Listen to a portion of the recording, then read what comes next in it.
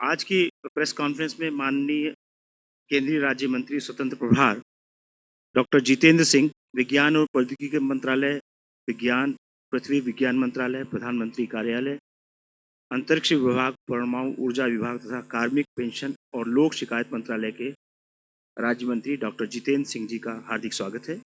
साथ ही हमारे साथ हैं प्रोफेसर अजय कुमार सूद, प्रधान वैज्ञानिक सलाहकार भारत सरकार, डॉक्टर एन कलाइसेल्वी, महानिदेशक CSIR और सचिव वैज्ञानिक और औद्योगिक अनुसंधान विभाग CSIR, डॉक्टर एम रविचंद्रन, सचिव पृथ्वी विज्ञान मंत्रालय अर्थ साइंसेस, डॉक्टर अभय करंदीकर, सचिव विज्ञान एवं प्रौद्योगिकी साइंस एंड टेक्नोलॉजी विभाग और डॉक्टर राजेश गोखले, जैव प्रौद्योगिकी विभाग। आप सबका हार्दिक स्वागत है। पृथ्वी विज्ञान मंत्रालय के साथ साथ सभी विज्ञान विभागों की ये संयुक्त प्रेस कॉन्फ्रेंस पिछले 11 वर्षों में देश की वैज्ञानिक उपलब्धियों पर प्रकाश डालने के लिए आयोजित की गई है। इस प्रेस कॉन्फ्रेंस के पहले विभिन्न विभाग के सचिव अपने अपने विभाग की उपलब्धियों के बारे में एक शॉर्ट प्रेजेंटेशन और रिमार्क्स प्रस्तुत करेंगे। उस तत्पश्चात माननीय मंत्री जी से निवेदन होगा कि वे मीडिया को संबोधित करें और प्रश्नों के उत्तर दिए जाएंगे। सबसे पहले मैं doctor Abhay Karandikar, secretary DST को निवेदन करता हूं कि वे अपना प्रेजेंटेशन प्रस्तुत करें।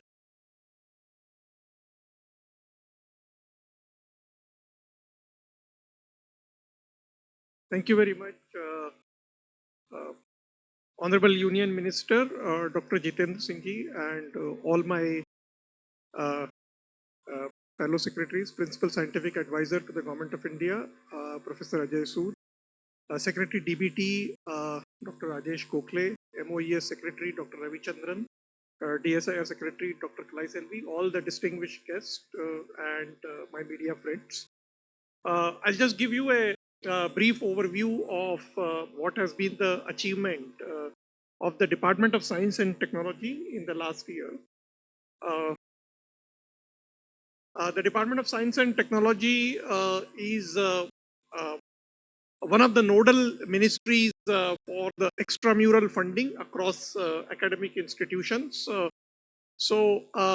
It has spearheaded research and innovation in the country, build R&D infrastructure, and also strengthen the India's global leadership. In last 11 years, we have spearheaded 5 key national missions, and I will talk about them. Have transformed the scientific infrastructure landscape through the development of this infrastructure across academic institutions, universities, and research labs. Nurtured scientific talent and developed human capacity right from school level innovation to supporting women in science, enabled the innovation and deep tech innovation ecosystem and entrepreneurship through our incubators and startup support schemes, and elevated the India's position in global science through strategic collaborations and participation in several mega science projects. In terms of human capacity building, we led a flagship program, which is Innovation in Science Pursuit for Inspired Research, that is INSPIRE program, which has several components at school level, Manak, undergraduate scholarship, PhD fellowships and faculty fellowships. And in the last 11 years, we have supported close to 8,000 PhD fellowships, more than 1 lakh undergraduate fellowships, about 1282 faculty fellowships, and more than 7 lakhs school level innovation students. The Department of Science and Technology also runs a very flagship Women in Science program. There are several components of this. The details are there in the booklet that has been provided to all of you. But to summarize, we have supported 5,000 women scientists either through the postdoctoral or doctoral research programs. Also at the school level, through the Vigyan Jyoti program, 82,000 plus girls have been supported to study STEM education. And through our QE program, we have supported several women-specific institutions. As I mentioned, in the last 11 years, we had several key missions. One, of course, jointly with Ministry of Electronics and Information Technology, we were part of National Supercomputing Mission, which has established the India's supercomputing network. Then, the National Mission on Cyber Physical System. We have set up 25 mission hubs across the country, and now in the last 1 year, we have upgraded 4 of them to the Technology Translational Research Parks. We have also set up 4 mission hubs in quantum computing, quantum communications, quantum sensing, and quantum materials and devices. And as a part of our national quantum mission, we have also supported 8 startups which have been working in various areas of quantum technology. The National Quantum Mission supports 14 technical groups and more than 150 researchers across more than 40 institutions in the country. We are a part of National Action Plan on Climate Change, and under which we led 2 national missions, one on sustaining the Himalayan ecosystem and other one on strategic knowledge for climate change. And in both these missions, we have contributed to building knowledge support, funding climate research, and generating knowledge networks and information systems. As all of you know that in 2021, the Government of India liberalized the geospatial sector through the geospatial guidelines, and the National Geospatial Policy, which was approved by the Cabinet in 2022, set the vision for using mapping and location data in governance and development. So this was a key reforms which was undertaken in the geospatial sector, not only in terms of liberalizing the geospatial sectors, but also reforming the Survey of India. The National Geospatial Mission subsequently was announced in this budget, and we are now in the process of getting the cabinet approvals for that to implement many of the objectives of the National Geospatial Policy. In terms of technology translation and innovation ecosystem, Department of Science and Technology was one of the important ministry for nurturing the startup ecosystem in the country. When the Honorable Prime Minister gave a clarion call of Startup India in 2016, the DST launched the NIDHI program, that is National Initiative for Developing and Harnessing Innovations. Through this program, we have supported 9 centers of excellence, 39 technology business incubators, and 48 inclusive technology business incubators. And through these incubators, we have supported more than 5,000 startups, which has led to 30,000 plus job creations. And as you know that almost all of these startups is in the technology areas. There are several components of the NIDHI, the entrepreneurship in residence, the seed support program, the Prayas and all of them have been hugely popular among the first generation entrepreneurs. The Department of Science and Technology has taken several important initiatives in the past decades to set up world-class R&D infrastructure across India in both premier academic institutions as well as universities. For example, in terms of through FIST program, we have supported 400 institutions and 1,100 departments in terms of facility creations. In PERS program, we have supported 91 universities for their R&D infrastructures.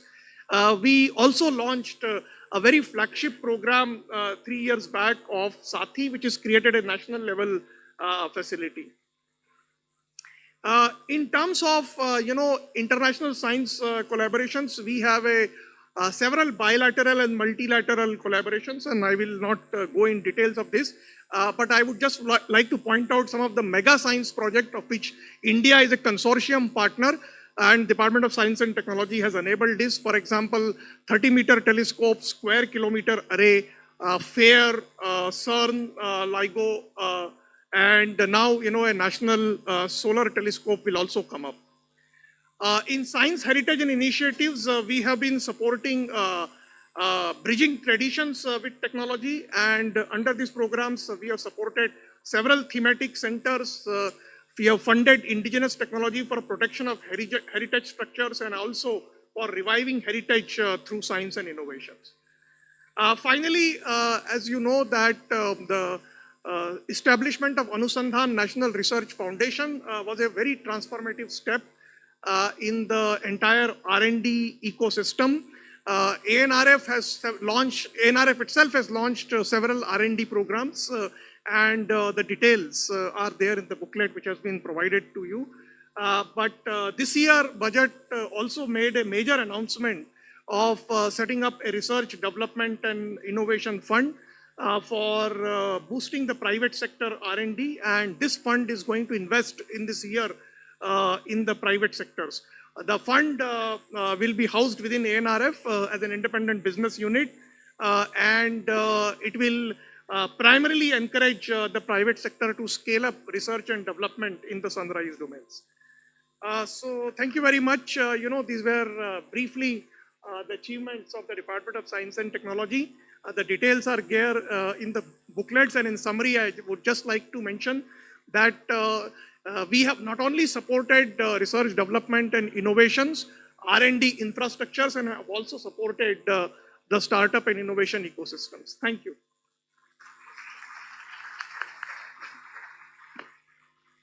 Thank you very much.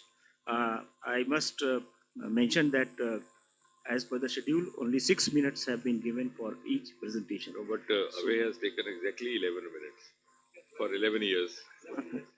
So I think. So it is once again requested that please adhere to the time limit because of the paucity of time.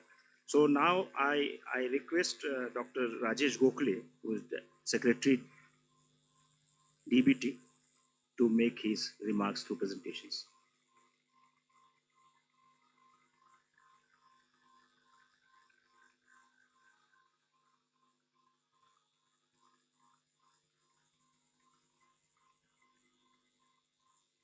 Minister for Science and Technology, Dr. Jitendra Singh ji, respected PSA, Professor A.K. Sood ji, my secretary colleagues from various departments, Sri Dhirendra Ojha ji, all the dignitaries of DIAS and friends. I thought, Department of Biotechnology, Honorable Minister constantly says, has emerged as a very key player of S&T ecosystem. And therefore, to begin with, what I thought I should play is a kind of small jingle of a 30-second that provides a perspective of what department is doing about it.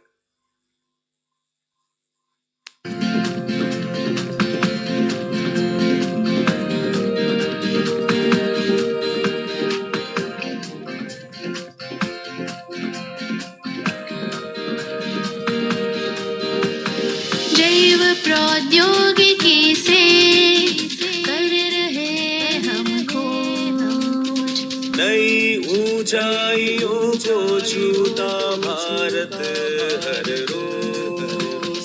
जैव तकनीक की धारा पर हमें है विश्वास, विज्ञान का सम्मान करके आओ करे विकास।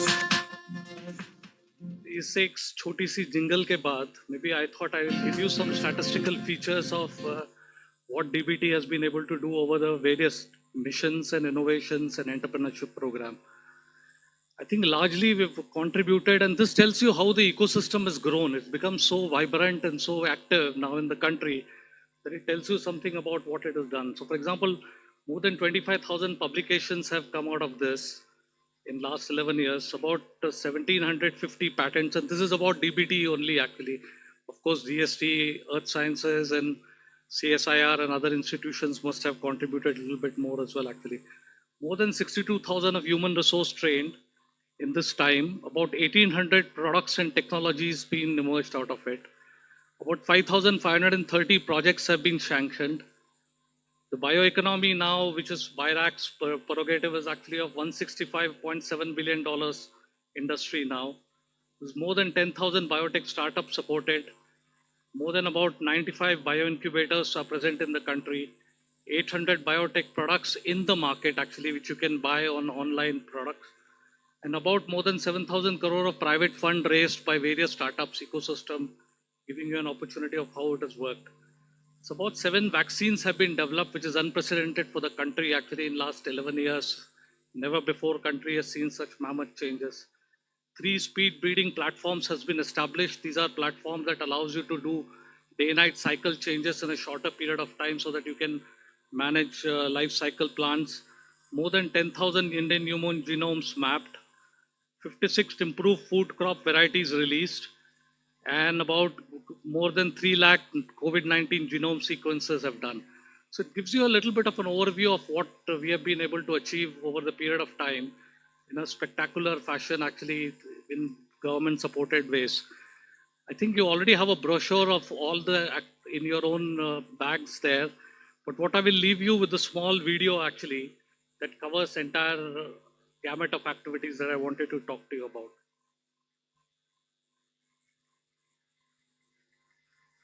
Volume. 20वीं सदी में बायोटेक्नोलॉजी और बायोमास का कॉम्बिनेशन बायो इकोनॉमी के रूप में विकसित भारत की बुनियाद का अहम हिस्सा है. India's bioeconomy is a thriving tree that has reached pioneering heights in the past decade. This growth mirrors the Department of Biotechnology's commitment to fueling scientific curiosity and an entrepreneurial spirit. Since its inception, the DBT has played a pivotal role in funding research across the nation.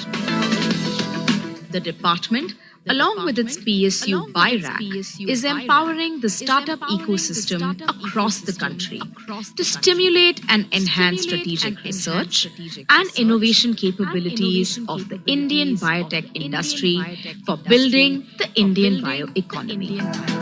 Striding towards the national vision of Viksit Bharat, Atmanirbhar Bharat, and enabling circular bioeconomy, the Union Cabinet, under the visionary leadership of Honorable Prime Minister Shri Narendra Modi, has approved the Department of Biotechnology's Bio-E3 policy for green, clean, and prosperous India, and the BioRight scheme to accelerate research and innovation, industrial and entrepreneurship development, and poise India as a global biomanufacturing leader.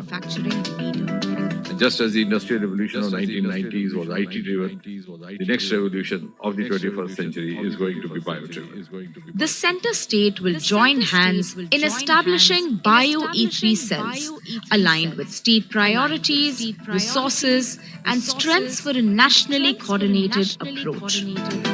We also established the National Agri-Food Biomanufacturing Institute, India's first dedicated biomanufacturing institute. Our efforts cultivated innovations, fostering nationwide capacity building, taking a giant leap in genomics, Genome India, DBT's national project to catalogue the genetic variations of representative populations across India for a better understanding of our health and diseases completed. The launching of Indian Genome Dataset, capturing the distinct genetic variations of its diverse population, opens up research for advancements in personalized healthcare and medicine. In the fight against communicable and non-communicable diseases, we launched data-driven initiatives and proved India's prowess in vaccine research and development, positioning us as the largest vaccine producer in the world.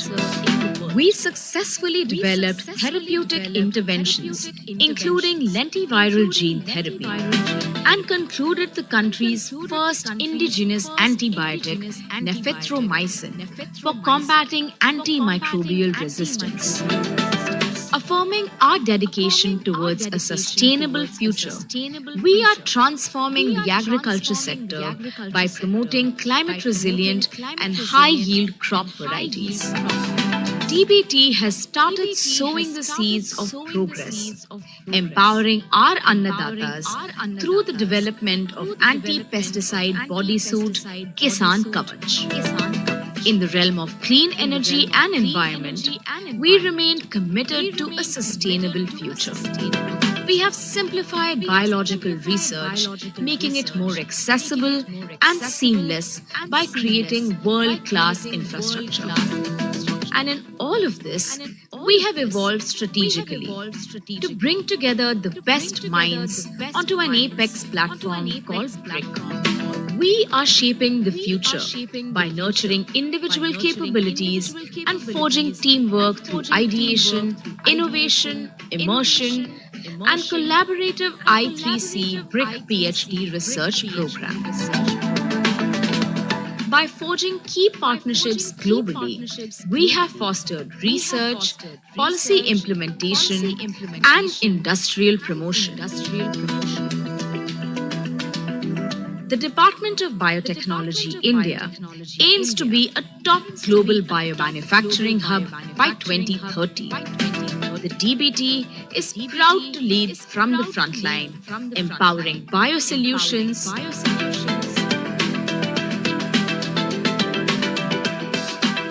delivering a better tomorrow.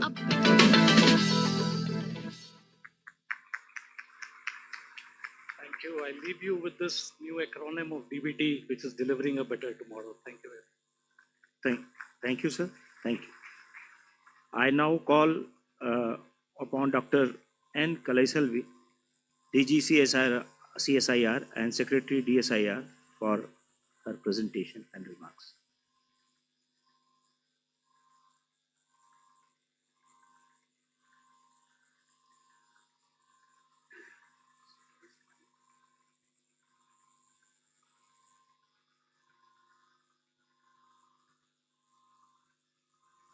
Namaskar, Vanakkam and pleasant morning to each and every one of you.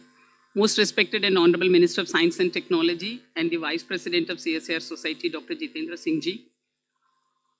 Distinguished PSA Sir, respected fellow colleagues, Oja Ji, Science, Technology and Innovation Fraternity, present media, well wishes.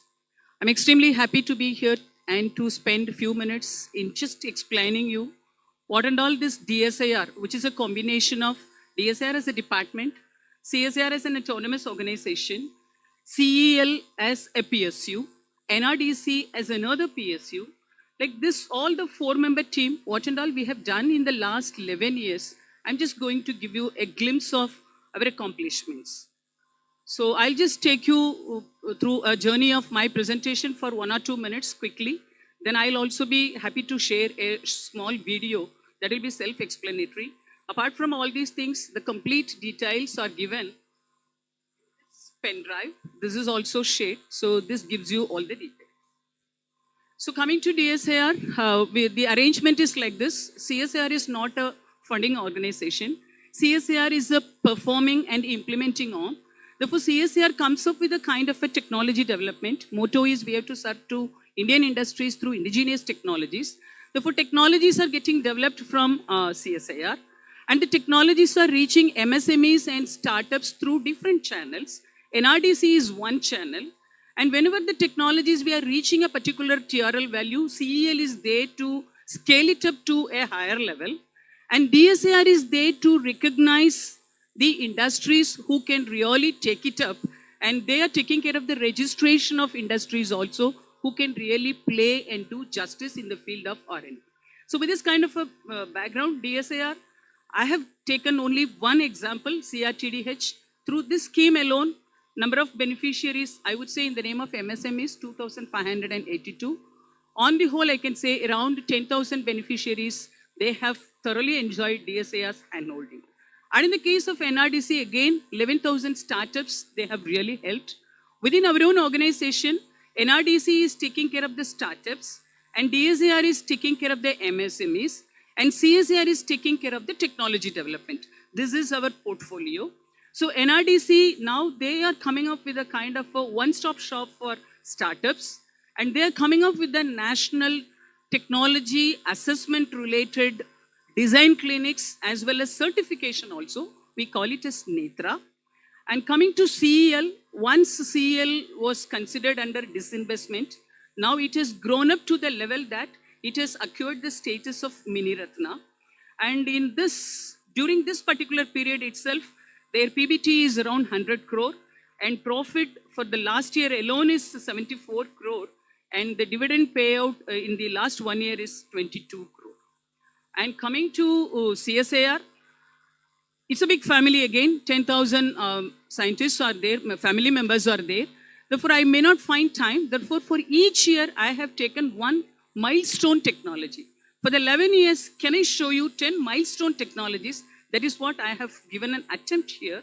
For the year 2014, CSIR helped this country to come up with the wax de-oiling technology, by means of which Numaligarh refinery, they are now practicing this technology at the commercial scale.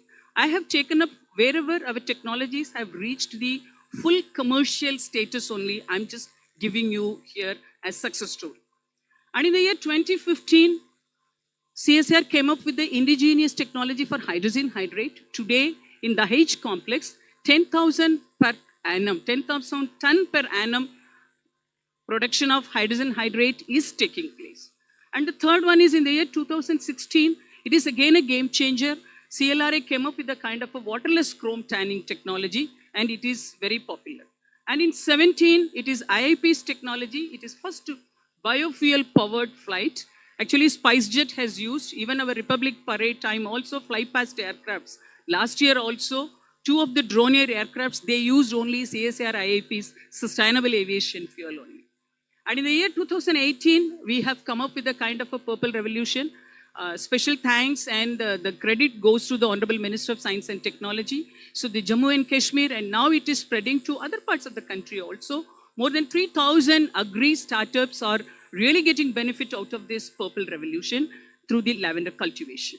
And in the year 2019, it is the AGR technology. So in Hyderabad, in the vegetable market, Bovanpalli market, so it is the 10 ton per day, it is able to produce the cooking gas from the vegetable market waste. So these are all I'm talking about only the practical installations which are running successful as on date.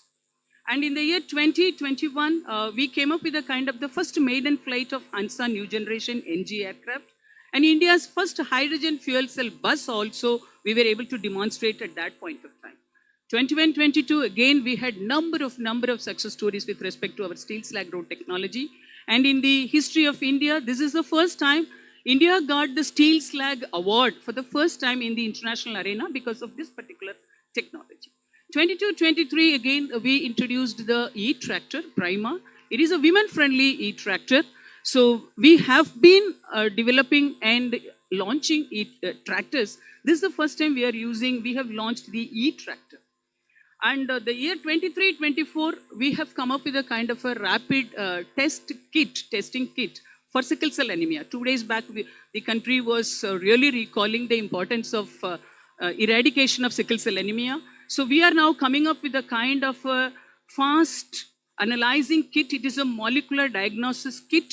So the kit is going to cost less than 100 rupees. It is going to be available in market from this year onwards. And in the case of 24-25, we are so proud, we got the trademark for 2 of our technologies in the name of CSIR. One is steel slag rod technology, the other one is Indian Standard Time. 2 days back, you would have even read in the newspaper, One Nation, One Time, NPL, they are coming up with a kind of a success story with respect to the atomic clock. So if at all, even the GPS, that particular facility is denied also, India need not worry about it in future because we are coming up with our own indigenized time management also. And like the way Dr. Rajesh was telling, CSIR products are available in the market. Here I have given a small photograph, a glimpse of a combination of few products which are there in the market. So Aroma Mission I have already talked about. It's not going. Yes, I'm going to it. No, it's not moving, sir. Sir, I'm song not use that song, but If you have in your mobile, sure, sir. Kunal has it. Get it. If he can, by the time ma'am finishes, you can get it. Ask him to send you it.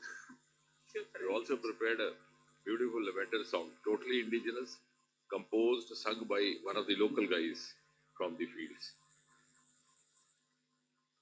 But can I think 6 minutes only is the time given. I have already taken 4 minutes. I think I wish to play the 8 minutes over. So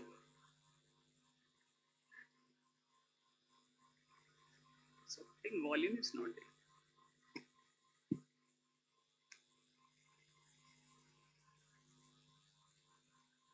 Can someone help me to get the volume?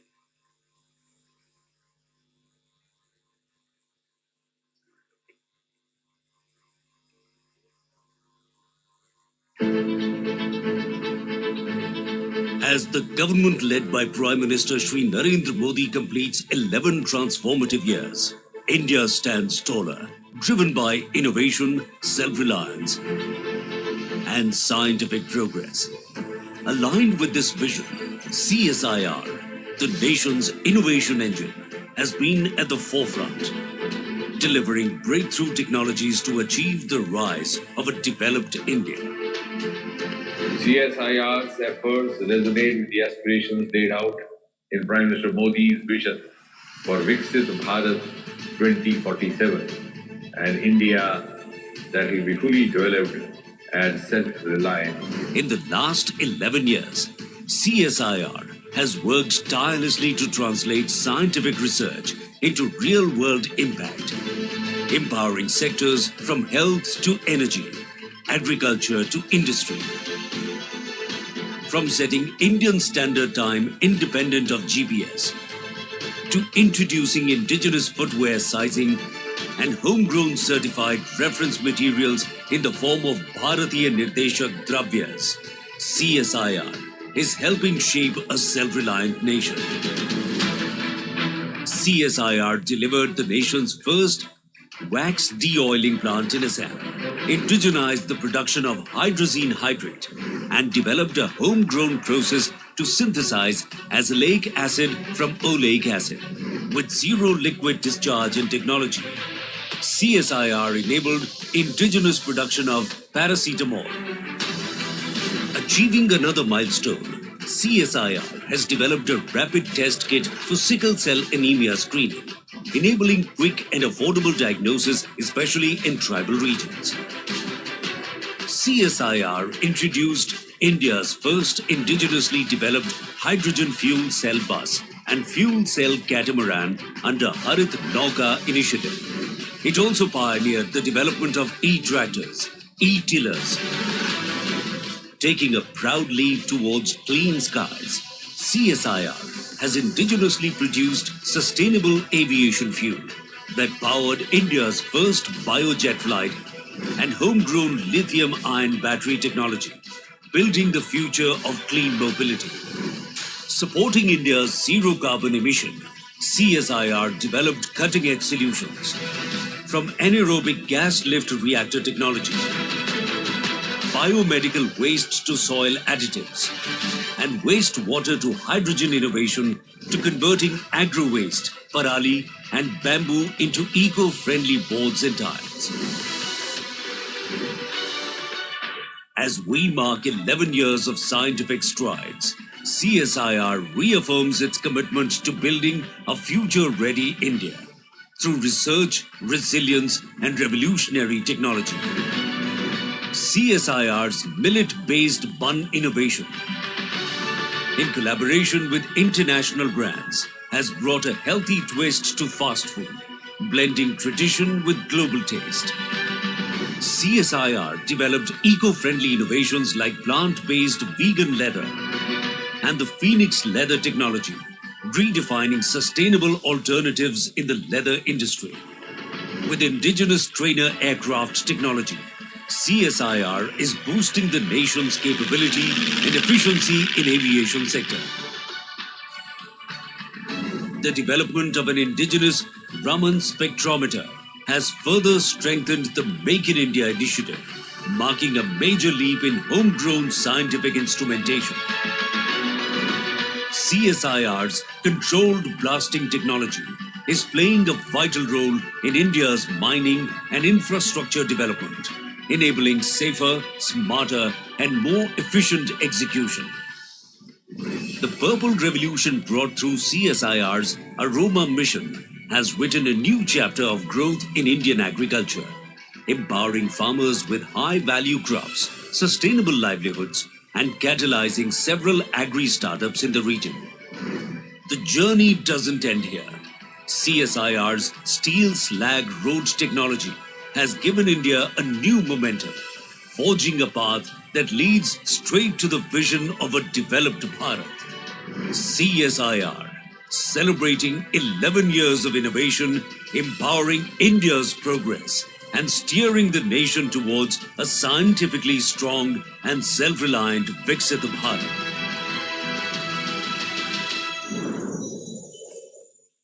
Thank you. Dr. Kaleselvi, Thank that video has arrived. My repository is stronger than the department. So I've actually got it delivered there to your projector. So you can now run it. You can run it. Piyush, can you run it? Please start. So this, as PM said in Man Ki Baat, the genesis and the origin of this Purple Revolution in Lebanon, he described the small town of Bhadrava, a small hill town in the northern territory of Jammu and Kashmir. And he also explained to the countrymen how it all began. So, inspired by that idea, prompted by that, we got a song composed by a local musician, sung by a local guy in the local fields. So, the entire direction, choreography, music is all from the single hand. I hope you will appreciate it. And it's been sung in Bhadravai, which is the local dialect there. Yes, please play.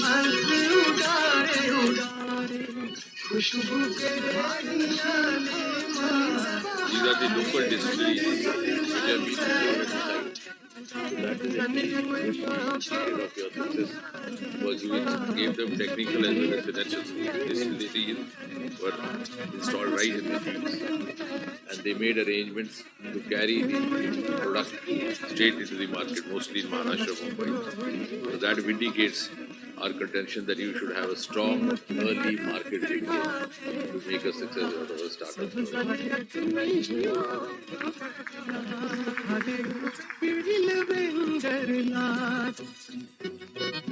I now request Dr. M. Ravichandran, Secretary, Ministry of Earth Sciences, for his presentation.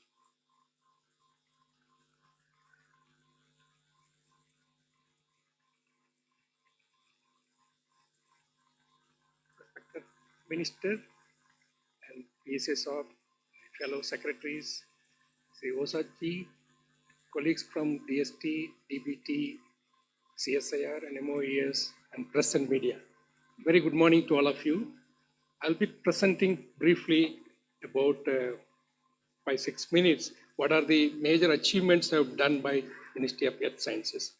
Before going to that, I want to say that the Ministry of Earth Science mandate is to do science and translate science to the services for the benefit of society.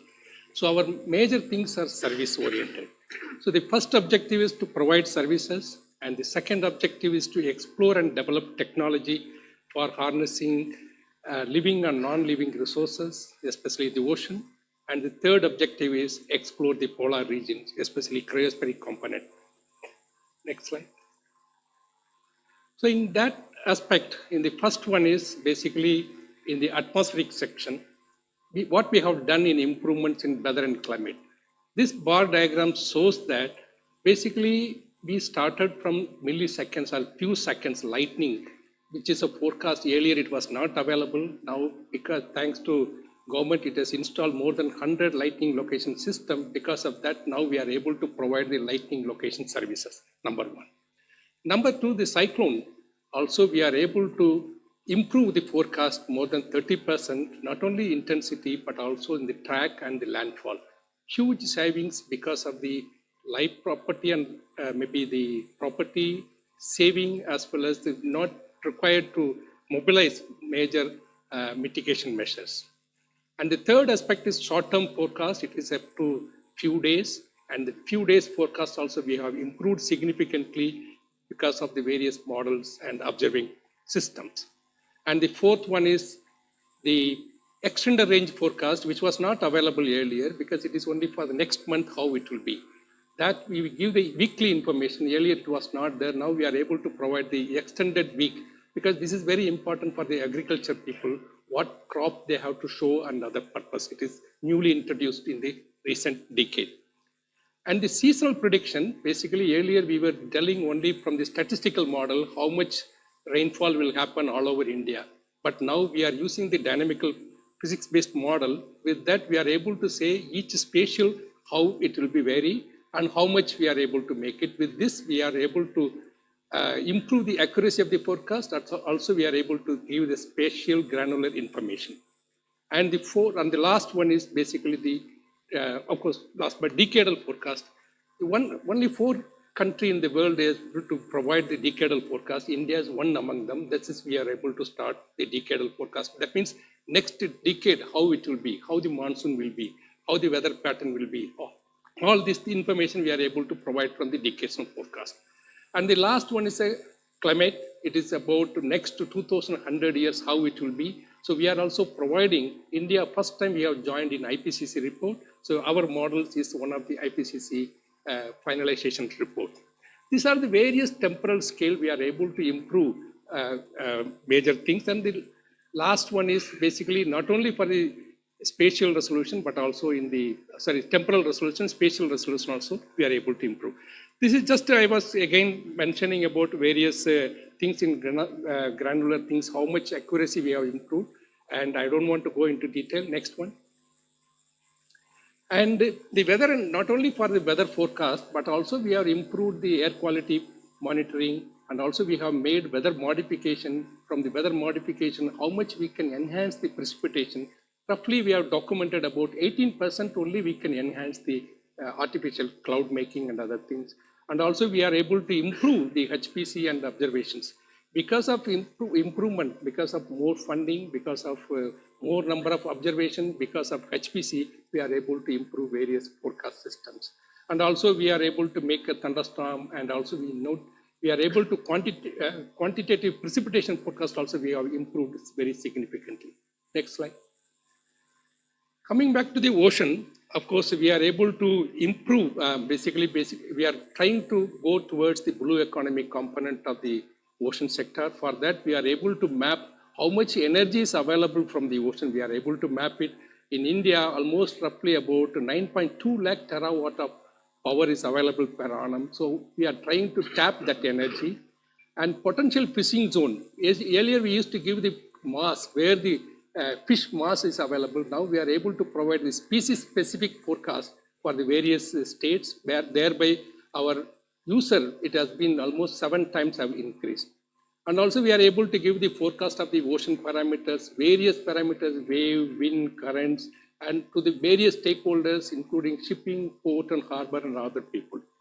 And also we are continuously monitoring seawater quality among the all around the ocean, and we are able to monitor various things.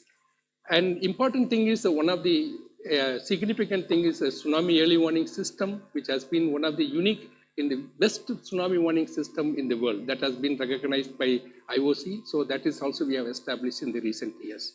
Next slide.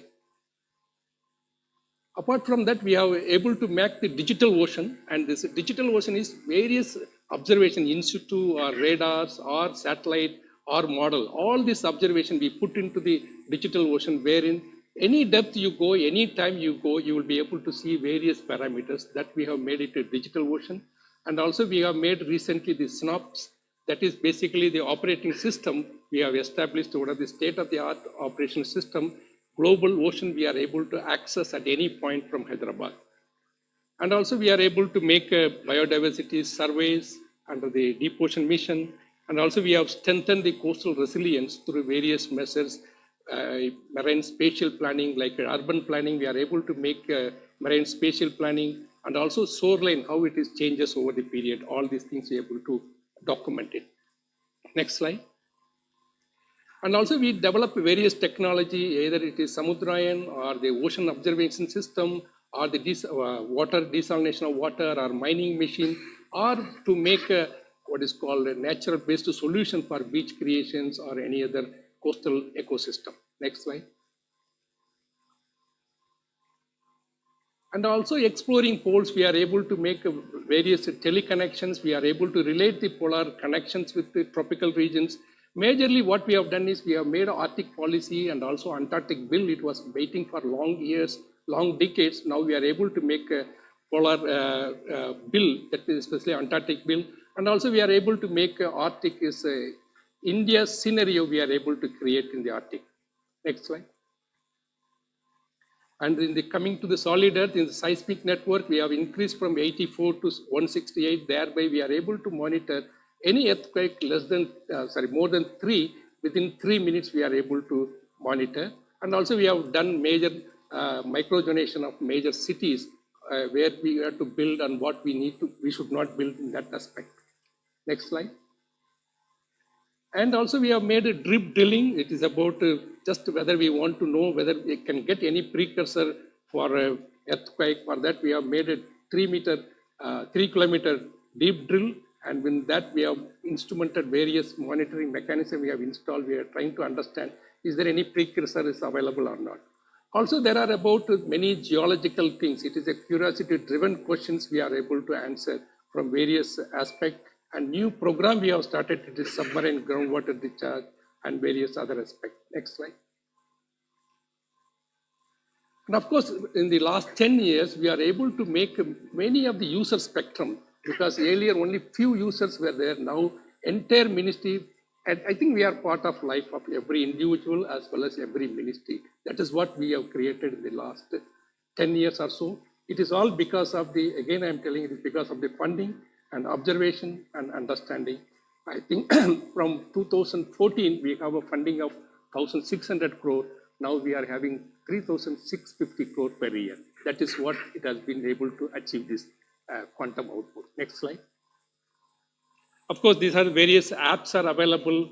Maybe once you can go through various apps and digital infrastructure we have created over the periods. Next slide. And this is just vision one for each sphere. Atmosphere, we want to go for weather forecast management. Ocean, we want to go for double the GDP of blue economy. And the polar region, we want to play a lead role and geostrategically important player. And the geoscience, we want to go for early earthquake warning. And for this, we want to observe more, understand more, and predict various models we develop so that we can produce various services. So our objective is do science and translate science to the service for the benefit of society. Thank you very much. Thank you very much, Dr. Ravichandran. Now I request Professor Ajay Kumar Sood, Principal Scientific Advisor, to make his opening remarks.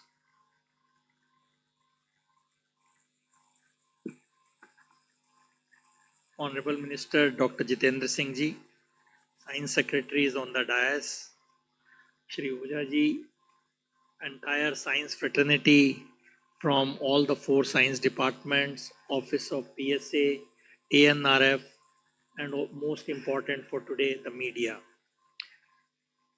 You heard in a very succinct way, which was probably not possible in less than this time which has been taken, what 4 science departments have really done on the transformative journey which India has taken in the last 11 years under the leadership of our Honorable Prime Minister in various fields. I really congratulate all the departments and also congratulate Honorable Minister for his leadership in achieving these goals. You would have all noticed that in the last 11 years, science and technology has moved from sideline to the center stage of our nation's development. This came out very clearly in all the presentations and the short videos which were shown to us. I'll take few minutes, hopefully not 11, just to tell you the role of science advice in this scenario and in this office of PSA. So this office of Principal Scientific Advisor provides evidence-based practical advice to the Prime Minister and to the Cabinet on key issues related to science and technology. Actually, it plays a role in assessing the current landscape of various scientific domains in all the ministries. Cutting across ministries, we are ministry agnostic, identifying challenges and formulating interventions that contribute to future-ready roadmap for national development. In this, the Prime Minister's Science, Technology and Innovation Advisory Council, PM STIC, serves as an important platform in this process, which provides an integrated framework for strategy, design, and implementation. The way it works is that it identifies critical gaps that hinder optimal national performance and assess the evolving global R&D landscape to determine priority areas essential for India's growth and leadership. Now, based on this analysis, PM STIC in the last 11 years has recommended targeted missions, actually to be more specific, 11 of them, initiated many policies and other interventions. Now, these are then operationalized by respective ministries or departments and to ensure coordinated and mission-driven action across the national innovation system. So that is the framework of from the science policy to the action by involving all the relevant stakeholders in this ecosystem. So as you would have noticed in the last few years, many missions have been launched. For example, National One Health Mission, which cuts across 13 ministries. You heard about National Quantum Mission, National AI Mission, Deep Ocean Mission, Bio E3 policy and many things which have happened in like green hydrogen mission and so on. So this is the role our office can play in energizing the science and technology ecosystem. Uh, ANRF, which was also mentioned, again was discussed in very extensively in PM STIKE quite early, and from there it has come to the fructification and rolling out last year of this very important initiative of this government. Just to tell you some brief, if you don't have, last year at the completion of 10 years, our office in conjunction with 22 departments had looked at science and technology panorama for Atmanirbhar Bharat. It is on our website. This is a very short summary, which is theme wise, what all ministries have done in various themes. And if you have interest, you can look at which is really like the area oriented summary of what all government as a whole have done. So I will not take more time, but to mention in this very hall, we also unveiled ONOS, One Nation, One Subscription, which again I feel is a very important outcome under this government's initiative, which makes access and democratized the access to almost 1.8 crore students and faculty members, and they have access to almost 13,400 international journals, cutting across in 6,300 institutions. This has never happened before, and this will really be a game changer in really taking S&T to the grassroots level in the true sense of the word. So we have iSTEM, which again is a program where the equipments and the facilities acquired under various science ministries funding, like what you see on the dais, they are on the portal and they are accessible to everyone. And this also is making a difference. I think this is not the time to elaborate the other schemes of the RUTAG, which is really taking science and technology to the villagers. RUTAG Smart Village Centers, again seeing how the technology really goes to the grassroots level. All these are ones where our office plays a role along with all the science departments which are on the dais and other departments which are not here. So I will just end by remarking that this 11 years of achievements across our premier science and technology departments, institutions, we recognize fully well that the foundation for the next decade of growth and innovation is well underway.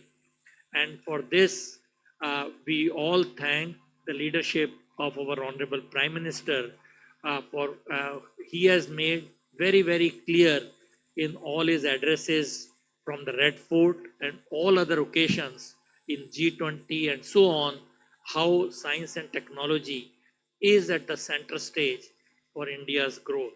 And I am very sure that through various ministries, departments, institutions, strategic sectors, all of us will continue to remain committed to advance science and technology for inclusive development, sustainability, and global cooperation. So I thank you once again for coming here, and it is a pleasure to listen to the wonderful progress which 4 science departments have made. Thank you very much, Honorable Minister, for making this really accessible to all. Thank you. Thank you very much, sir. Now I request Honorable Minister, sir, for his remarks. Principal Scientific Advisor, Professor Sood, Dr.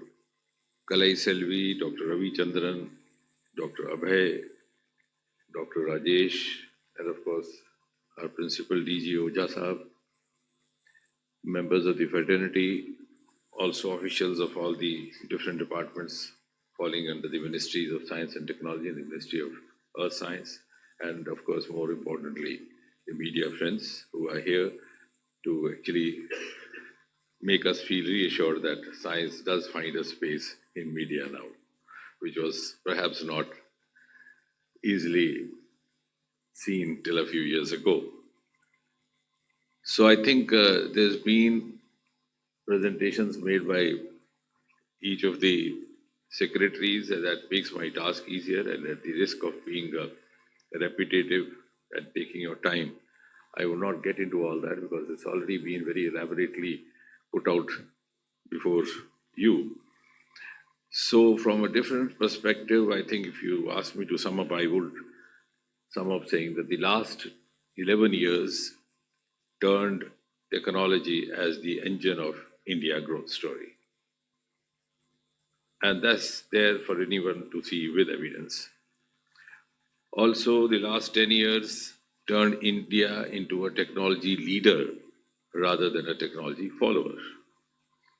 And thirdly, the last 10 years also saw India coming out with global best practices for others to follow, instead of waiting to adopt the best practices developed by others. So I think these three sentences sum up about all. And this has been possible largely because after 2014, we had a political dispensation which was very enabling, which was very supportive. And I think what the scientist needs the most is the liberty to experiment, even sometimes at the risk of not being as successful as envisaged. And that was allowed to us by the Honorable Prime Minister, whether it was in the case of going out for private participation, even in departments like space and nuclear sector, or going out of way to involve even foreign collaborations and FDIs. Because we never lacked talent, we never lacked the potential. But perhaps what was lacking was a political dispensation and a supportive approach which happens from the level of the policymakers, and B, that we had refrained ourselves from following the global strategies which drove us into working in silos, unlike what is seen or witnessed in the other countries where there's no demarcation between the private and the public sector. Now, this has also given huge importance to all these science departments that you see over here. And as I was saying, it's also generated interest in the media and the people outside these departments. And they put it in a different way. In fact, when I came here and when Ravi Chandran joined, I asked him, I sometimes feel like doing a survey on the streets of Delhi, give them a performer and ask them where on earth is the Department of Earth Sciences. I don't know how many people would know that. But today I'm glad people come looking and ask, where is Prithvi Bhavan? So that is the kind of... Now similarly, the Department of Biotechnology had been dumped behind ITBP. So when you went looking for him, you came across all the uniformed cops. So your first reaction would be that you landed at the wrong place. Today, young boys and girls are demanding that we need to have a proper address because we want to avail of BIRAC, we want to avail of the startup. There were just 50 startups in 2014. Now they are more than 10,000, 11,000. So that is the visibility. Similarly, Department of Science and Technology has its own technology bhavan now, a huge complex befitting of the kind of work that they are doing at Mehrauli. They are no longer confined to a small section. And of course, CSIR, I need not say, we introduced a program called 1 Week, 1 Lab. She presides over 37 labs and the PSU, but hardly anything was known about it. In fact, when we started involving public engagement with each of the labs, and I would say, let the people talk about us, what they think. and one of the places where we had a farmers interaction, because the institute was dedicated more to the agri schemes. They came out with some hilarious observations. Some of them said, we used to pass by this gate, we didn't know what is happening. If we ask the passerby, he said, don't ask, andar mende kaate jate hain. Lab hai. Somebody said the ghosts dance in the night. So we have opened up, all the 37 labs opened up, so that people can now see that Dr. Kalai Selvi presides over a huge, huge empire, I think next only to that of Queen Victoria.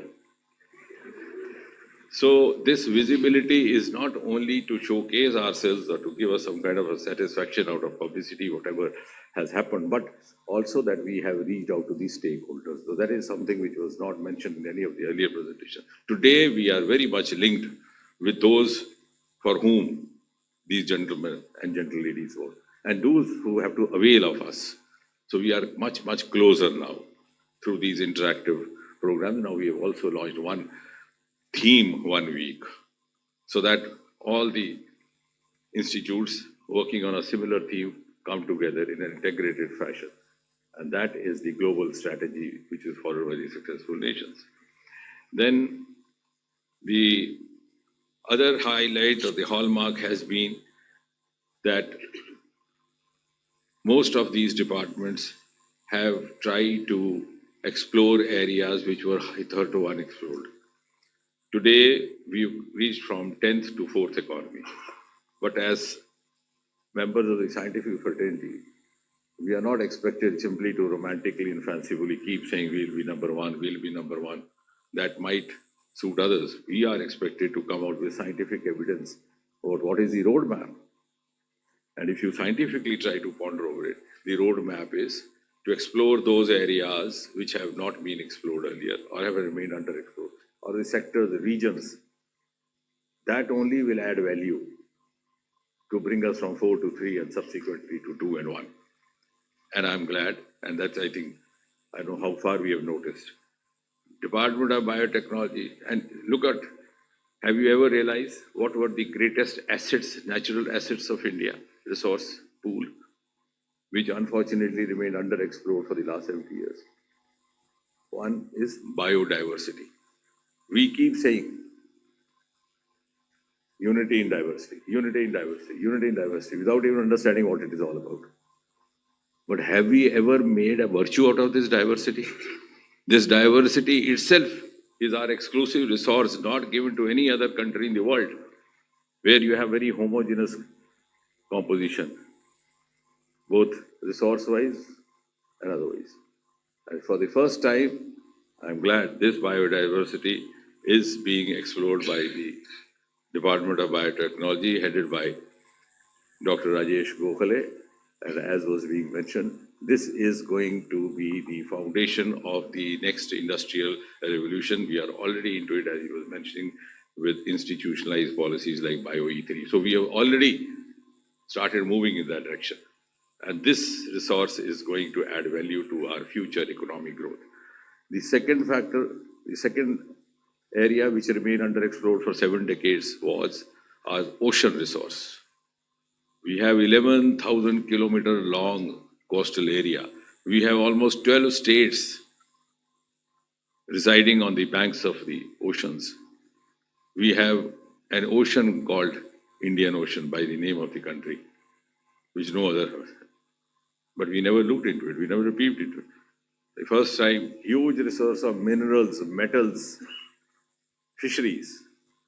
When the minerals and fisheries on the surface of Earth get exhausted, saturated, where are you going to add value to? How do you reach from 4 to 1? This is, so Dr. Ravi Chandran's department has started exploring that. And third, natural resource only given to India. Like I said, biodiversity 1, oceans 2, and the third, again, not exactly realized for almost 7 days, the Himalayas. And I'm glad Dr. Kalai Selvi's department has started looking into Himalayas. This purple revolution emanating from Himalayas is becoming a new genre of agri-startups, a new genre of livelihood, and a very lucrative livelihood, also exploding the Western myth that to be a startup you have to be an IT man, to be a startup you have to be a PhD. Many of our startups are not even graduates. And that is indigenous startup emanating from the lab of Himalaya. So these three major sectors which had remained underexplored or unexplored for the last 7 decades are now getting explored by these three departments. And this is exactly going to add value when we reach economy number 1. Then in the process, as I said, this has also led to the discovery of the talent which had hitherto remained undiscovered. Because we had so many myths, like I said, the startup has to be an IT, startup has to be a very great scientist. Many of these success stories which were being narrated by Dr. Kalai we are hardly any scientists. They can't, I think, even write the spelling of science, yes, but they have an aptitude for technology. They have an aptitude for passion for the technology, and they are very good learners. The other notable feature of these last few years has been that we have worked in the true spirit of cooperative federalism, which the policymakers keep saying, and science departments are not expected to be a part of it. We are indeed. Our science councils under Dr. Abhay Karindikar have become much, much more active now. There were times in these states, no civil servant would like to be a science secretary, because he would always keep waiting to be transferred to the department, and therefore the departments would remain neglected. Now realizing, now we have aligned those technologies with public welfare programs, which has given esteem, whether it's a Swamitva program, whether it's a Jal Jeevan mission, whether it's your soil health agriculture schemes. All these schemes, because of their close alignment with technology, the science departments in these states have also started collaborating. And lastly, as I said, I won't be repetitive. I'll just give one each global best practice emanating from each of the departments and being emulated by the rest of the world. And as I said, we have learned to speak with evidence, so this can also be verified by anyone. The best practice from the Department of Biotechnology, vaccine, the first ever DNA vaccine, now being emulated by the other countries. They are in fact wondering, a country hardly known for healthcare practices has come out to become a leader in the preventive healthcare.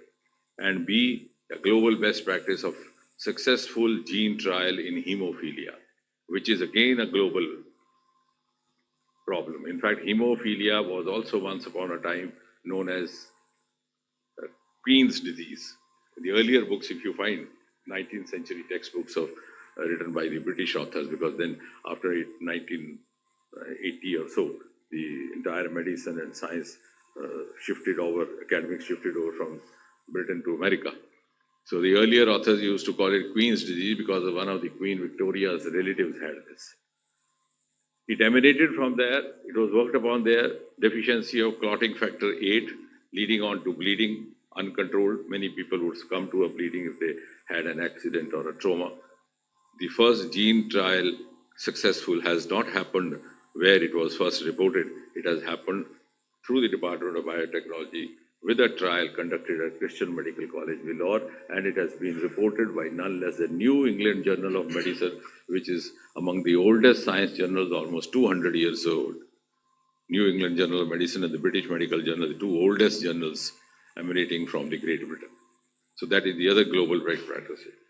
Now, for the Department of Science and Technology, the geospatial policy, lesser talked about, but it's emerged as a global practice. The Swamitva program is also greatly guided by this policy.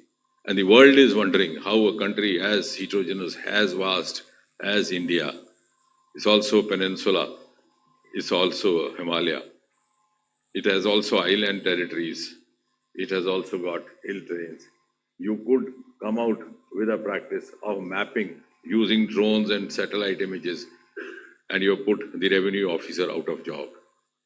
You have made the farmer, the landowner, the master of his own destiny.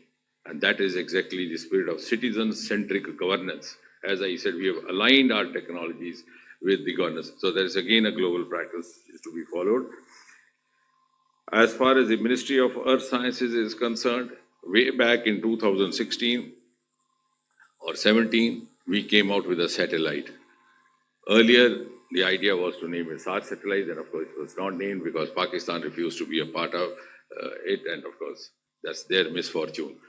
But that satellite is now offering services, both the disaster predictions, disaster evaluation information to all the countries around. Neighbors First policy launched by Prime Minister Modi through the MEA is being supplemented by the Ministry of Earth Sciences. Whether it's Mongolia, it's Bangladesh, Nepal, Sri Lanka, the information being catered by this department through IMD has actually enhanced India's reach and emerged as a global practice. And similarly also, as was being mentioned briefly by Dr. Ravi Chandra, our forays into Antarctica are now also of a much superior quality compared to many other countries. In fact, we even went to the extent of performing yoga day before yesterday over there among penguins and the ice. So, and I need not mention the CSIR global best practice is purple revolution and lavender. The other day, me and Dr. Ravi Chandran had the opportunity of visiting the oldest lavender, the perfume village called Grasse in France. We went there simply and we have got you aligned with them. So the Consulate General will soon get in touch with you.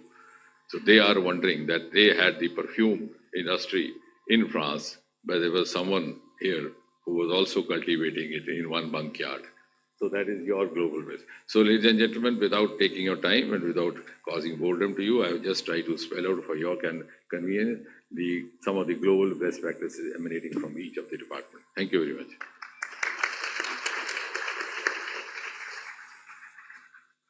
Thank you, sir, for very enlightening address.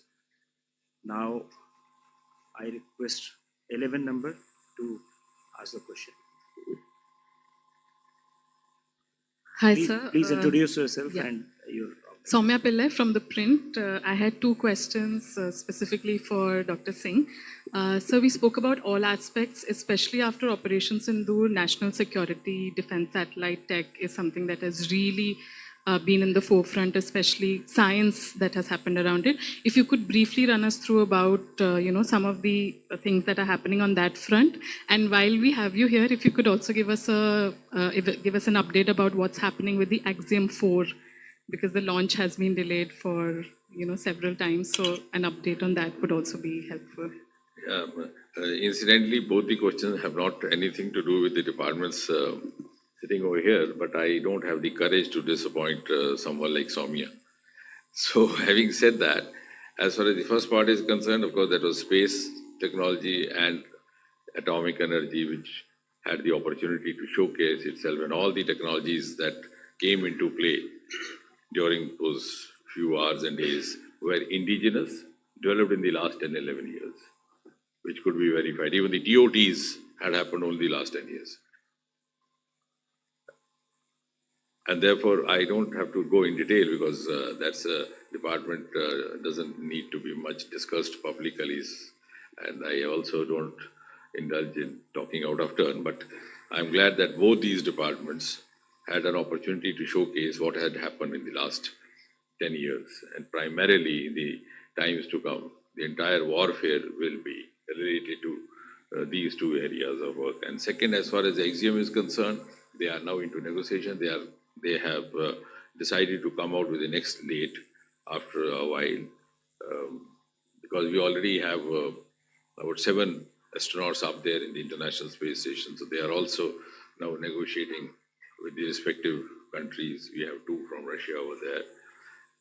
And I think soon, because they have, I'm glad they have decided not to put up a date and then not be able to stick to it. So they have very humbly said that they need to take some more time before they finally come out with a final date. But again, I think it's a matter of pride that of the 4 persons going there, the pivotal role is going to be played by Shubhanshu Shukla. A, because he's also a pilot, and B, also because he's going to perform some exclusive experiments, which again are going to be the global inferences for the rest of the world. And to connect it with today's press conference, I think Dr. Rajesh Gokhale's department has provided all the kits which will be used by Shubhanshu in carrying out those experiments at zero gravity and microgravity in the space, whether it's life sciences, trying to assess the impact on the cognitive functions, the faculties of an individual or a human being when you are expected to constantly look at the TV screen or the computer screen.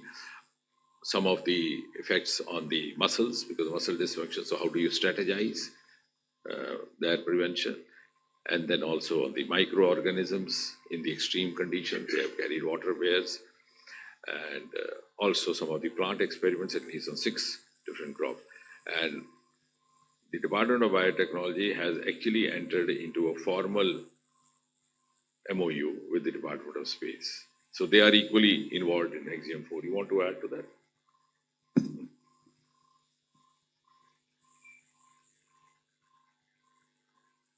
Thank you, sir. 271.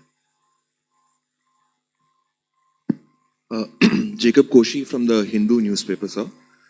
2 questions. One is biotechnology and one has to be something on space. But first question on biotechnology, the general, when you go back to our IT revolution or our startup cultures, a true test of a startup blooming is when it IPOs or it becomes significant public interest. So I wanted to understand from the DBT why the BIRAC has been established since 2012. When do we see a BIRAC-funded biotech startup hitting that IPO stage?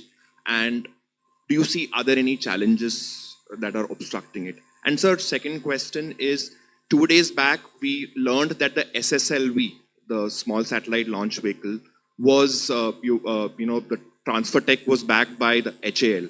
Now, HAL is a very renowned company. It has got a lot of expertise in the field. It won by a fair tender. But sir, your government's, your key thrust has been that promoting private sector participation in space. So now again, we have just HAL, which has a long history, of course, but again, it is a PSU that is going to do something, and this goes back to our old tradition. So isn't this a bit of a step back from what you have kind of championed? No, to take your second question first, though it's conference doesn't deal with space. Actually, we need to also have a very robust, developed private sector. I agree with you to an extent, but the point is that we need to have private sector also developed with an equal pace to be a very active participant in the collaboration. So somewhere that gap is missing, possibly again because the policy earlier was not very favorably inclined to the private sector. It's only after Prime Minister Modi came in that started happening. Now, for example, we have opened up space to the private sector only in the last 4 or 5 years. So their capacity building has also started just now. Had it happened earlier, maybe they have. So we have not many projects, I think, under Prime Minister Modi's government. So many projects, both in infrastructure and otherwise, have been rolled out. But we don't have the sufficient private sector acumen. You have 1 or 2 companies everywhere, you keep looking for that. So I think this is take time because now there's a shift in the policy.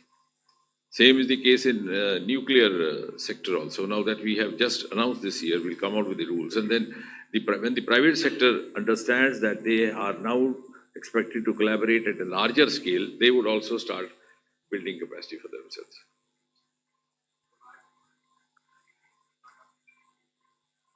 What did you say? I think I would agree with you that one of the measure of success is an IPO in the market. But the second measure of success is also the equity valuation that actually companies have garnered over a period of time. I'm sure you would appreciate that the biotech companies do take long time of incubation periods to be able to do these activities. And as I showed in my slide, more than 7,000 crores have been raised by the BIRAC companies. And these are outside, not companies outside I'm talking about, because there are not all of them are governed by BIRAC actually. I've in fact have raised more than 7,000 crores of equity in various mechanisms. In fact, one of the companies that you might have just read about raised about 1,300 crores actually for sugar alternative measurements actually in Telangana based company. So there are several companies, I mean, that was just announced about a couple of days back. No, I think the same what applies in case of space. It's good that your observation is quite appreciable. It's also way here. We've just now started opening up, without any inhibition or reservation to the private sector. But the private sector was not as prepared for this outreach by us. They never expected us to. So now, for example, when they came out with the first ever vaccine, DNA vaccine, which was, all the trials were done in this Faridabad Institute, you hardly have one or two companies who would come forward to manufacture it. That's the point. Had we given them a signal about maybe 2 decades earlier, that this is the direction that we are going to take, they might have had. So we'd hardly have choice. But they have come out with the first ever indigenous antibiotic. Again, credit to them. I didn't mention it because I was talking only of the global practices. But for the first time, we have an antibiotic. The salt was developed here, trial was done here, and the manufacturing also. And it's called nephromycin, said to be very effective in particularly in resistant respiratory infections. Earlier on, all the salts came from outside. Again, we didn't have a company to come forward. They came across a company, of course, a Mumbai-based, but to be very honest, they were not doing very well in the market, so they came forward to take this. So I think in course of time, and I'm sure that would happen because they have their own business stakes, and when they realize that they have opportunity, they would also come up to that level. 135 at the back. We'll come one by one. Now they have come out with a host of vaccines. They've come out with a vaccine on HPV virus. Again, one or two companies. One, that South Indian company took the DNA vaccine. Now Pune company is taking the HPV. Soon they'll have a malaria vaccine. They're working on tuberculosis. You don't have the private parties actually to lap up what they have. They are offering. So, but I'm sure this will happen in course of time, sooner than later.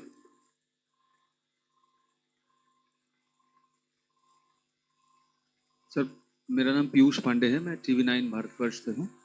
मंत्री जी से मेरा सवाल है, sir, विभिन्न क्षेत्रों में मौसम के अलावा भी पूर्वानुमान संभव किया गया है। क्या भूकंप को लेकर के पूर्वानुमान लगाए जाने को लेकर कोई काम चल रहा है और इस दिशा में क्या कोई संभावना बनती है? नहीं, आपका प्रश्न बड़ा उचित है। वैसे देश भर में नहीं बल्कि दुनिया भर में भी भूकंप को लेकर के कोई बहुत अधिक सक्षम कोई इस तरह की कोई प्रक्रिया नहीं है जिससे उसकी भविष्यवाणी की जा सके। लेकिन हाँ, भूकंप हो जाने के बाद डैमेज असेसमेंट या जो नुकसान हुआ उसके लिए हमारे पास बड़ा एक सक्षम व्यवस्था है और उसको लेकर के अब बहुत सारे यूनिट्स हमारे स्थापित भी किए गए हैं। Doctor Ravi, you like to add to that? As of now, there is no science to predict earthquake. But however, we are trying to do that earthquake. Suppose early earthquake warning. What we mean is from the primary wave, if you have more observations from the primary wave before coming the secondary wave when it comes. Suppose that is a major disaster things. So we will be able to get a few seconds before. But that also you can add that in the last few years you have set up a host of observatories across the country, So, from north to south. so that's a more number of observations required. In Delhi itself, more than few, what is called more than 30, 40. So we will be able to tell you is better than other places, but we are aiming to go for, it is not only India, globally, we are trying to go for early earthquake warning prediction, maybe in the coming decades. ठीक, अभी मतलब ये ना समझिएगा कि Piyush ji, earlier का मतलब ये नहीं है कि होने से पहले जब शुरू हो जाए थरथराहट तो आपको वार करना कि बिल्डिंग से बाहर निकलो। Before secondary, damaging wave. हाँ, मतलब इससे पहले के नुकसान हो आपको अर्ली वार्न वो करना। ये नहीं है जैसे आपने पूछा कि एक रात पहले बता देंगे कि आज रात को बाहर सोइएगा। It should not get misinterpreted because honestly speaking, across the world, there is so far no scientific methodology developed to predict it as such. 245.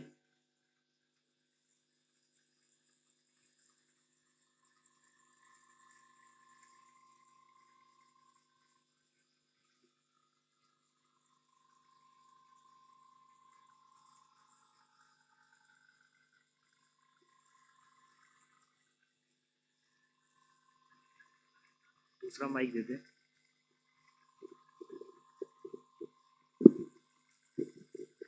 Sir, मैं डॉक्टर मीना कुमारी राजस्थान पत्रिका से। सर मेरा सवाल था कि जलवायु परिवर्तन की बात करें तो इस टाइम में सबसे चैलेंजिंग जो विषय है वो जलवायु परिवर्तन है, जिसमें कि एक ये होता है कि पूर्वानुमान की बात करें तो ये आता है कि बारिश 4-5 दिन के बाद में बारिश होगी और इस टाइम सूखा होगा, इससे कि तो हमें बताया जाता है। लेकिन सडनली इस टाइम में जो देखें कि सडनली बारिश होती है, कम टाइम में और एकदम बारिश होती है, तो इस तरह का अभी तक कोई पूर्वानुमान का बारे में कम ही जानकारी मिलती है। दूसरा मेरा एक ये जानना चाह रही थी सर कि जैसे मौसम विभाग इस टाइम की बात करें कि वो 5-10 या 15 दिन पहले भी बता देता है कि इस टाइम में बारिश होगी, इतनी बारिश होगी, लेकिन वहीं देशज ज्ञान की बात करें तो देश भर में चाहे कश्मीर से कन्याकुमारी, यदि वहाँ के किसी गृहिणी से भी बात करें, किसान से बात करें, तो वो अगले 6 महीने की भी बता देता था कि अगली जो इस टाइम में बारिश होगी और कितनी बारिश होगी, कैसे सूखा होगा, तो वो अपनी तैयारियां कर लेते थे। तो क्या जो देशज ज्ञान है उस पर भी किसी तरह का अभी तक कोई साइंटिफिक कोई स्टडी हुई है या फिर आगे होने के लिए भी इस पर कोई विचार है? ओके, नहीं ऐसा नहीं है। पहले की तुलना में अगर आप देखिए how do you appreciate what is happening is when you compare it. तो एक जमाना था जब टेलीविजन नहीं था, तो पत्रकार भी अब नई पीढ़ी के बैठे, पुराने पत्रकारों में ये बड़ा लतीफ़ा मशहूर हुआ करता था। तो सुबह 9 बजे और शाम को 7 बजे मौसम का हाल बोला जाता था रेडियो से। अब वो उनके ऊपर लाजिम होता था, अनिवार्य था। तो वहाँ जो अनाउंसर बैठी होती थी, अब उनके पास department was very primitive. Meteorological station से सूचना आती थी, कभी पहुँचती थी, कभी नहीं पहुँचती थी। लेकिन ये तो आप आज की चैनलों की तरह है नहीं कि कभी भी ब्रेकिंग कर दो। तो वहाँ एक निर्धारित समय होता था, सुबह 9 बजे आकाशवाणी ने बोला। तो वो एक उन्होंने तकिया कलाम रखा था कि अगले 24 घंटे में दूर दूर तक बारिश होगी, वैसे आमतौर पे मौसम खुश्क रहेगा। यानी हो भी जाए तो गलत ना हो। लेकिन अभी उसकी तुलना में 3 तरह के मैकेनिज्म इन प्लेस है। नहीं, मैं आप पहले आप उसके बाद आप बताइएगा। एक लॉन्ग रेंज जिसमें 1 हफ्ते की करते हैं, ऑलमोस्ट एवरी थर्सडे। एक शॉर्ट रेंज है, वो भी है। और जो आप कह रही हैं नौ, एक नया शुरू की गई है प्रक्रिया जिसमें 3 घंटे की भविष्यवाणी की जाती है। अभी दिल्ली में इतना सक्षम नहीं हुआ, लेकिन जो हैवी मानसून जोन्स हैं मुंबई, चेन्नई में, बल्कि अब मुंबई में तो ये हालत हो गई है कि घड़ी देख करके व्यक्ति बताता है कि छतरी लेके जाना है, बाहर के नहीं जाना, या रुक जाता है कि साहब इतने बजे तक बारिश रुक जाएगी, उसके बाद जाएगी। मैं तो इनसे कह रहा था कि हम जिंगल प्रिपेयर करें टू एडवर्टाइज दैट। गृहिणी आके पूछती है कि आप छतरी ले जाइए, तो कहता नहीं भाग्यवान रुको, आधे घंटे बाद जाऊंगा। तो just to make people aware, क्योंकि जो आप कह रही हैं, आपका कहना ठीक है, जागरूकता की कमी है, लोगों को पता नहीं है। किसानों के लिए डेडिकेटेड हमारे पास व्हाट्सएप्स है, मेघदूत व्हाट्सएप, मौसम व्हाट्सएप, अनफॉर्चुनेटली कोई देखता नहीं है, सब कुछ इसमें ऐप्स है। तो उसमें हमें आपका भी सहयोग चाहिए होगा। नहीं, किसान की तैयारी के लिए है ना, आप अभी देखिए, शायद आपने भी नहीं देखा हुआ, डेडिकेटेड ऐप्स फॉर किसान है। Ravi will further elaborate. Meghdoot app अलग है, मौसम ऐप अलग, 3-4 ऐप्स है।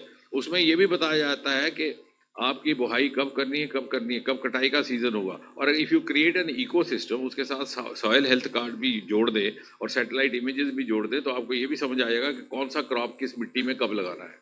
लेकिन हो क्या रहा है कि वही मैंने कहा कि इसके बारे में जानकारी कम है, और जानकारी नहीं है, इसकी भी जानकारी नहीं है। जैसे अंग्रेजी में कहते हैं, there are 2 sets of people, one who don't know but they know that they have to find out, others who don't know that they don't know. तो there is a second set of people who don't know that they don't know, उनको ये भी नहीं मालूम कि इसकी जानकारी कहीं है। तो हम, आपका कहना ठीक है, I think this is something that we have to improve on, and in fact I have been insisting, doctor Mahapatra is also there, he is also working on that. इसका प्रचार प्रसार हमें और अधिक करना होगा। बाकी जहाँ तक दिल्ली राजधानी क्षेत्र का ताल्लुक है, यहाँ पर ऑटोमेटेड स्टेशंस दूसरे नए लगाने की प्रक्रिया जारी है। बिकॉज जब हम बात करते हैं कि साहब दिल्ली में प्रेडिक्शन कम हुई फोरकास्ट की, तो हम ये भूल जाते हैं कि आज का दिल्ली 25 साल पहले का दिल्ली नहीं है। अब हम सारे एनसीआर को दिल्ली कहते हैं। तो कई बार क्या होता है कि आप यहाँ पर बैठकर प्रेडिक्शन करेंगे तो शायद नोएडा के लिए इतनी रेलेवेंट ना रहे। So we need to have more number of those what is called AMT, automated metro stations. Dr. Mahapatra को भी दे दो थोड़ा mic so that it comes from the horse's mouth and goes straight to Rajasthan Patrika.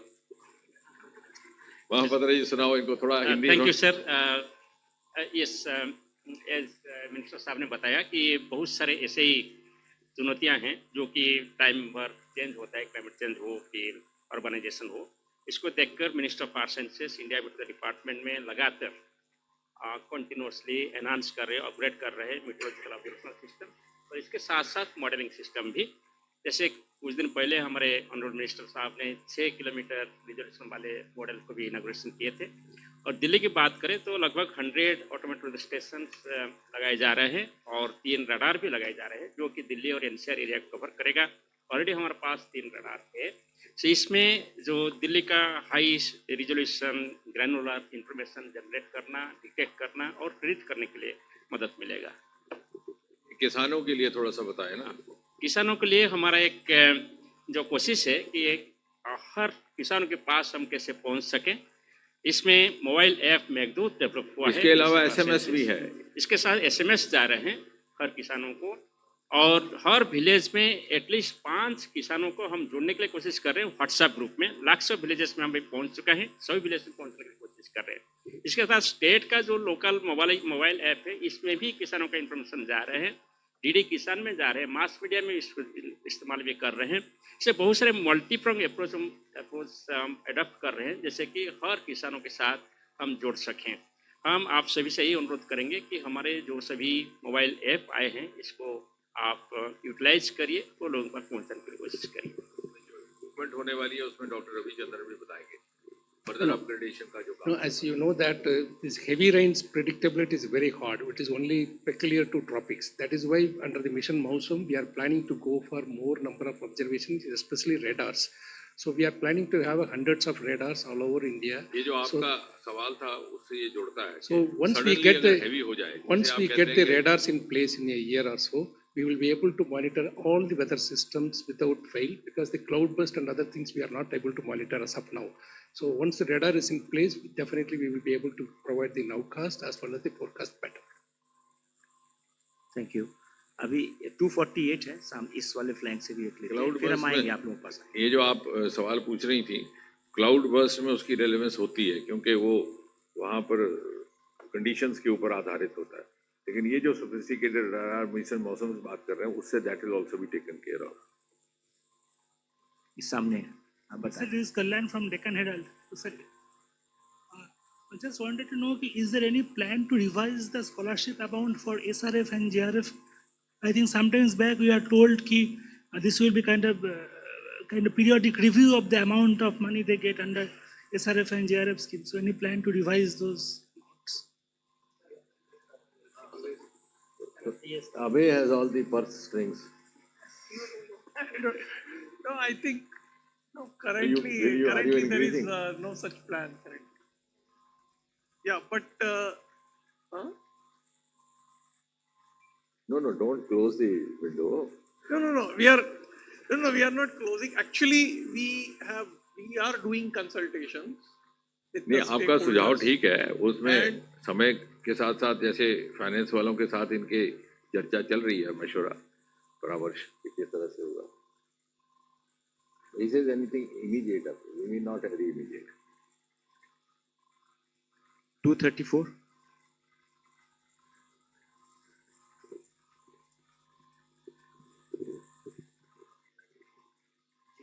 Thank you. I am Srishti Chaudhary from CNN News 18.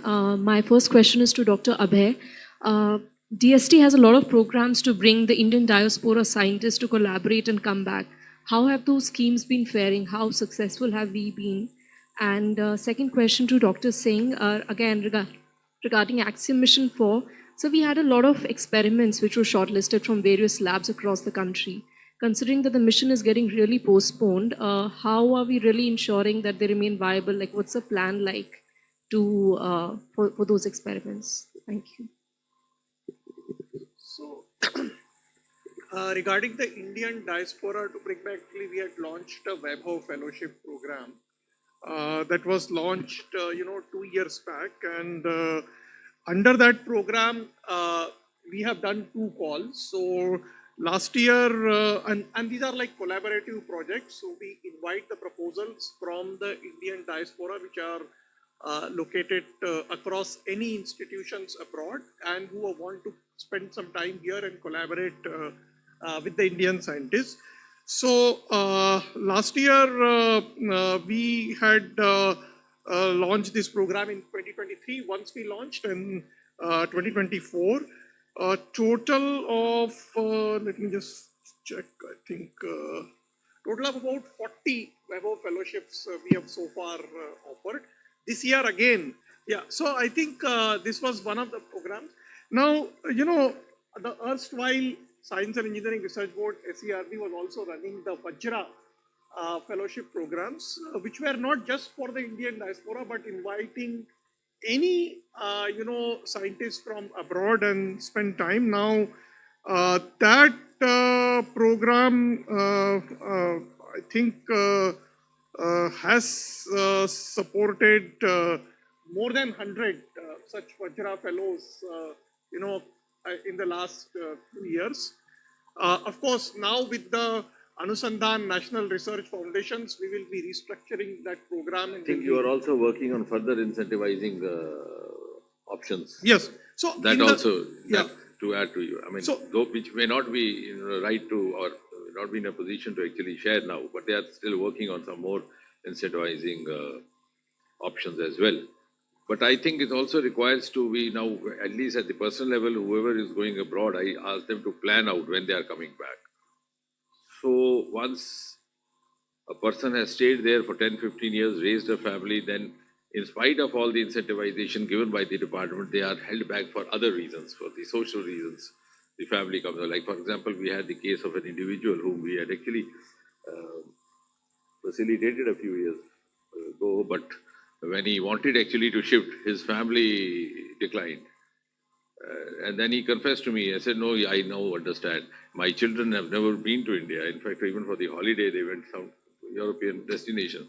So most of those who go there for in capacity building should also be advised to devise a roadmap, also a timetable to come back, because the other factors take over.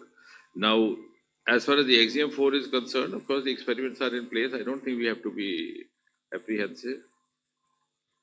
It's only the final launch date because the safety concerns, the other concerns, but we have, and it's very heartening that all the 4 astronauts have very good comradeship amongst themselves. The commander, Peggy, is a veteran, 65-year-old astronaut, and she commands the respect of all the other 3. They all look up to her as a, you know, very motivating senior. So there's absolute understanding amongst all of them. 214 पूछिए अपना परिचय भी दे दीजिए। मंत्री जी, मैं Pradeep Kumar, Hans Indian newspaper से। Hydrogen fuel के बारे में थोड़ा सा आप मुझे बताइए कि it is a cost effective and how you it will be running hydrogen fuel. It is a cost effective, how does it possible to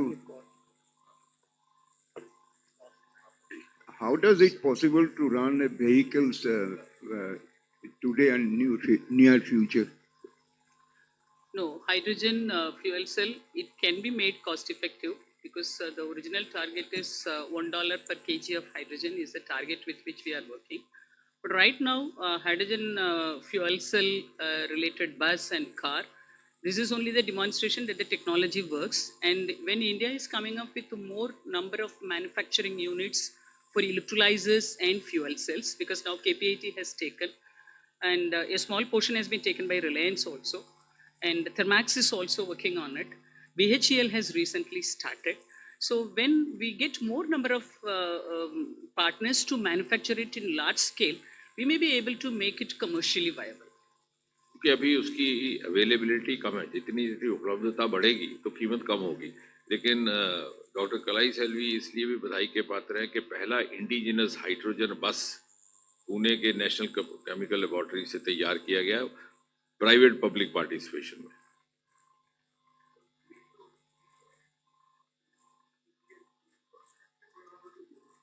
बिल्कुल ठीक कह रहे हैं, इंफ्रास्ट्रक्चर बनाना जरूरी है।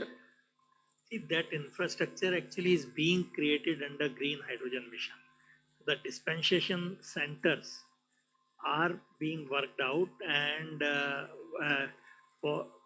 for the technology like up to the 350. उसमें वो दूसरी मिनिस्ट्री भी शामिल है. हाँ, Renewable MNRE energy. is the nodal agency, and with other ministries it is being implemented as we speak. So the point is how to bring the cost of the green hydrogen low. That's the major thing, and other things will get done. So right now, as she said, it is it is $1 goal, but right now it is about $3 and so on per kilogram. And I'm sure with the technology evolving, it will come down. And as she said, there are hydrogen corridors being planned, A to B, which will have the dispensation centers. 13, 13 number. Thank you. I'm Anil Handa, Loktantra Kishan. DST has got a target to disburse the amount which they have been allotted. Have you achieved that in last 10 years or maybe this last financial year? What is, I mean, didn't get the question. GST, We have spent the amount, of course. you Yes. disbursed the amount total, whatever has been allotted to you. Yes, yes. Okay. And on some AMR, naphthomycin, what is the progress? Like there is a British university which is coming up in Bangalore, so they're also interested in doing research on that. Are you in league with them or is it? Yeah. अच्छा वो biotechnology में हो रहा है. वो उस पे चल रहा है हमारा ट्यूबरकुलोसिस. हाँ बता दो. काफी सारे प्रोग्राम चल रहे हैं, जैसे ट्यूबरकुलोसिस के लिए एंटी टीबी जो है उसके लिए 10,000 जीनोम्स ऑनरेबल मिनिस्टर ने लॉन्च किया था अभी. And the whole purpose is to very rapidly identify drug resistant bacteria. Similarly nafithromycin जैसे कि एक एंटीबायोटिक बताया जो which is a very very potent drug that has been developed in collaboration with Wockhardt. So इस तरह से काफ़ी सारे नए नए प्रोग्राम्स चल रहे हैं एंटी माइक्रोबियल रेजिस्टेंस के एरिया में, diverse sectors. So they're in a progressive state or like what is the state like? Wockhardt ने अगर किया है तो I want to know what is the progress like. It's going to be in the market soon. Soon. वो card manufacturing कर रहा है. ना ठीक. हाँ. सिर्फ वो आपको कैप्सूल दवाई बना के देगा या बाकी सारा इन्होंने किया. Sir, on hydrogen, different colors of hydrogens are there. So would you like to give a same color to the vertical which is there in the energy sector? I suppose there are different technologies to Yeah, work on so that. I think different colors are only looking at the source of energy which produces hydrogen. So green hydrogen means that you are using renewable energy. Now, so that's pretty well defined. Now, if you want to talk of other technologies, which I guess that's your question. No, do you want to merge the technologies or like they will be parallelly going along green, grey, blue? Oh, okay. See, the grey hydrogen is already happening in steel industry and other industries, so it's not a new thing. The question is, can you replace the grey hydrogen to green hydrogen? Yeah. That's the question I guess you are asking, and that is what is happening in the green hydrogen mission. So I think now the other debate is if you use nuclear energy for green hydrogen, what will you call it? So in India, the standard definition which has been adopted now is that if for 1 kilogram of hydrogen, CO2 emission is less than 2 kilograms, then it will be called green hydrogen, irrespective of the source. So it's a more inclusive definition because it will also include biohydrogen, bioroute.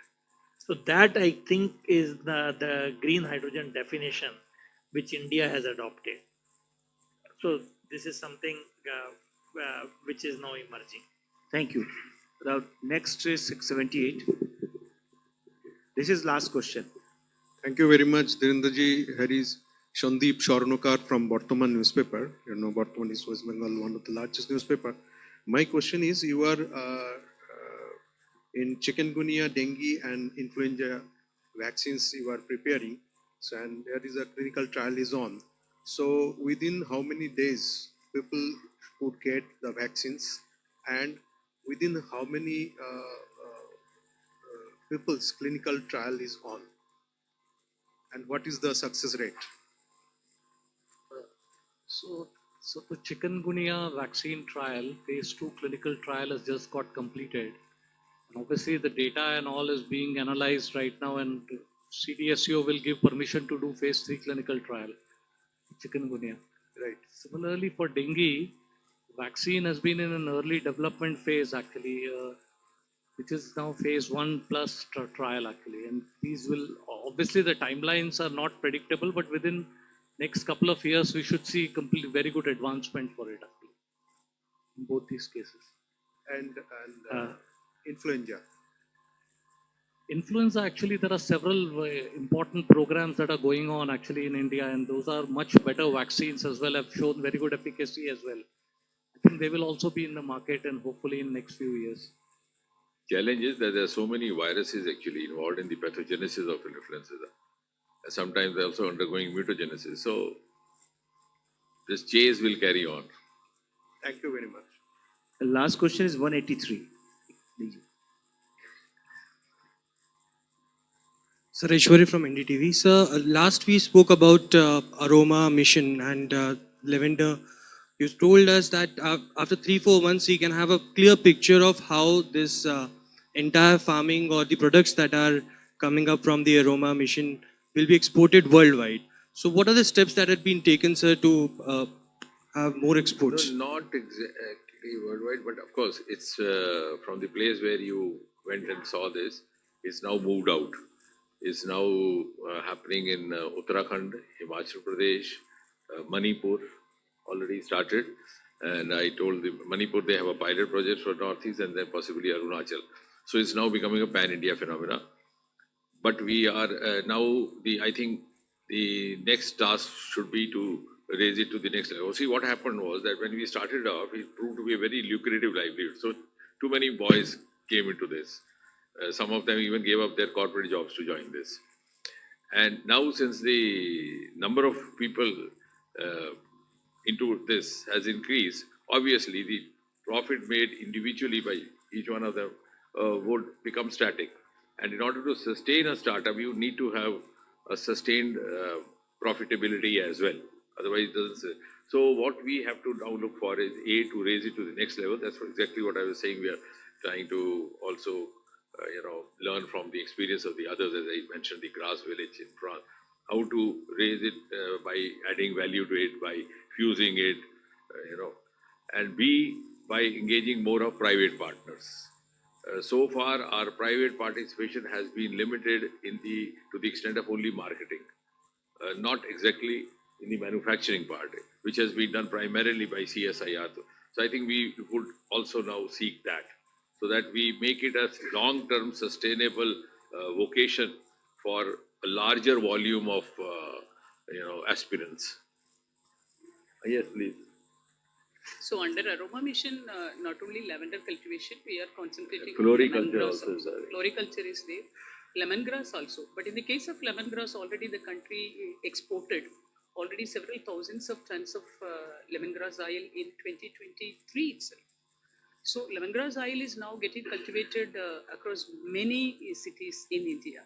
And we started exporting lemongrass. It is And also since it is coming there under on the online, you will be glad to know many of our NRIs are now, asking for lavender from India instead of purchasing it over there.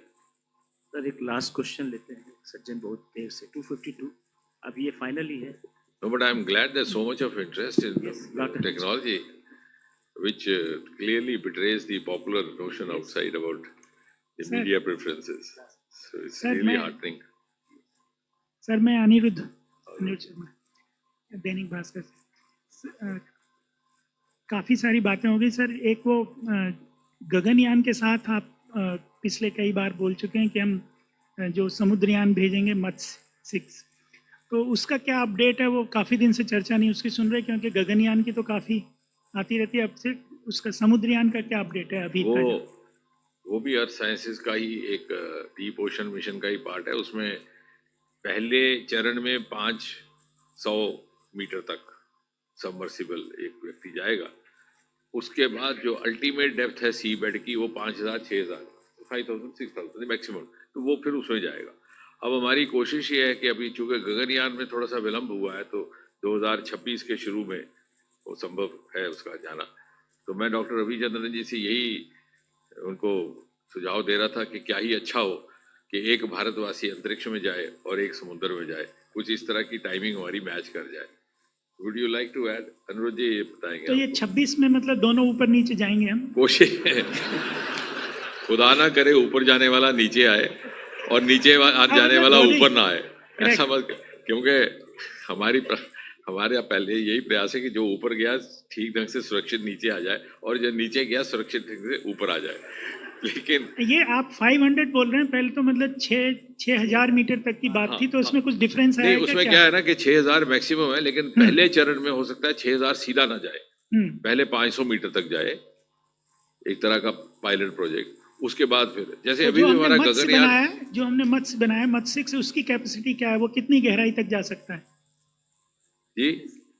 जो मत्स्य हाँ, हमने मत्स्य, बनाया? हाँ वो उसी में जाएगा 6,000 तक। हाँ हाँ, वो उसमें उसकी कैपेसिटी है, लेकिन जो मानव जाएगा उसको पहले चरण में इनका रहेगा कि 5-6 हजार तक जाकर थोड़ा सा उस अनुभव से सीखने को भी मिलता है, क्योंकि अपने किस्म का पहला प्रयास है। क्या उसमें भी एस्ट्रोनॉट की तरह जो जाएगा उसकी कुछ ट्रेनिंग होगी या उसका कोई बिल्कुल सिलेक्शन होगा? बिल्कुल, ट्रेनिंग जारी है और उसमें नेवल गार्ड्स भी हैं। You want to add? हाँ, वो कौन लोग होंगे, कुछ अगर बता पाए? Actually, it is unlike Gaganyaan. Here, only one person will be pilot. All other people, normal passenger can go. Actually, as per the Matsya 6000, the vehicle is almost ready. Only some of the new emergency mechanism, if any problem comes, how to come out, that we are working out. And also we want to launching. Now already we have done wet test. Wet test means in the harbor up to 15-meter dive, and it has gone left and right, and it has all the experiments. I think sometime you could also arrange a conducted visit by them. Yeah. आपको हमने कई बार request किया हाँ, नहीं अनुरोध जी, आपका रुचि देख के अभी बड़े उत्साहित हुए। We can dip you inside जिस also. तरह से उसको that is जिस साइंटिफिक फिनिश के साथ उसको किया गया है, जैसे उन्होंने कहा कि नीचे जाएगा और फिर क्या वार्निंग सिस्टम से वो ऊपर आ सकता है, और अगर सभी वार्निंग सिस्टम फेल हो जाए तो एक ऐसा भी व्यवस्था उसमें कायम करने की कोशिश की जा रही है कि वो स्पॉन्टेनियसली आ जाए। जब उसे लगा कि बाकी वार्निंग सिस्टम चलेंगे तो on its own it realises that something is gone wrong and it will proper you up. तो I think it's worth seeing. आपको उससे ये भी समझ में आएगा कि किस कदर हमारे वैज्ञानिकों ने उनकी क्षमता में किस कदर इजाफा हुआ है। Maybe next trial में we will take it, all of you, many of you. In fact, because actually क्या हुआ था पिछली बार, to tell you honestly, मैंने सुझाव दिया था, तो most of the leading houses said that we already have our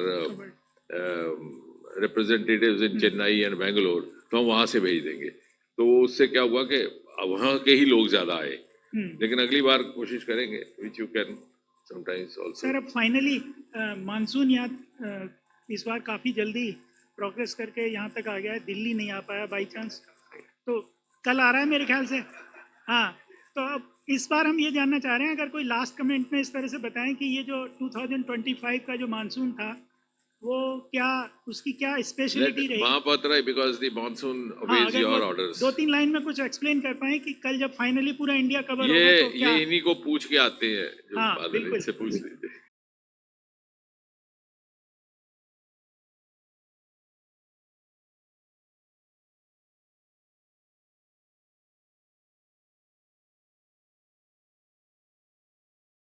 अभी मानसून लगभग 90% एरिया कवर कर चुके हैं।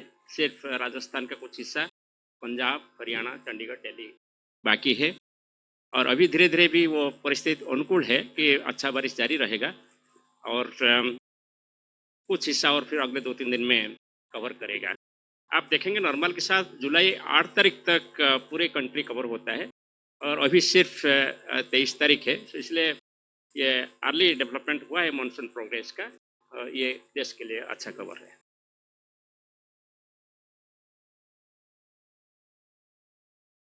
It is -1% till yesterday. It was -1%. That means just near normal rainfall for the country as a whole. और जहाँ तक western part में और ईस्टर्न पार्ट में अच्छा बारिश हुआ है जहाँ मानसून कवर हो चुका है वहाँ अच्छा बारिश हुआ है। पूरी इंडिया तक हम नहीं बोले हैं, कुछ हिस्सा और कवर करेगा। बारे में इंटरेस्टेड है। Thank you.